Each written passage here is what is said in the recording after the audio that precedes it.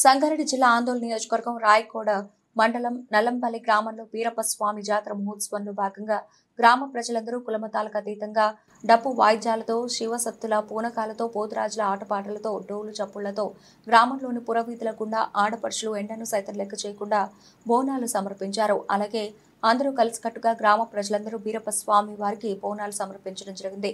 ఈ కార్యక్రమంలో గ్రామ పెద్దలు సోదర సోదరిమణులు ఎండను సైతం లెక్క చేయకుండా వీరప్ప స్వాముల వారికి బోనాలు సమర్పించడం జరిగింది.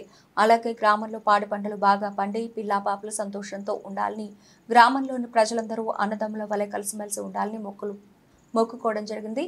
ఈ కార్యక్రమానికి గ్రామ పెద్దలు, యువకులు, సోదర సోదరిమణులు భారీగా హాజరై పెద్ద సంఖ్యలో హాజరై విజయవంతం చేయడం జరిగింది. ఈ కార్యక్రమానికి హాజరై విజయవంతం చేసిన ప్రతి ఒక్కరికి గొల్ల కుర్మ సంఘం సభ్యులు హృదయపూర్వక ధన్యవాదాలు తెలిపారు.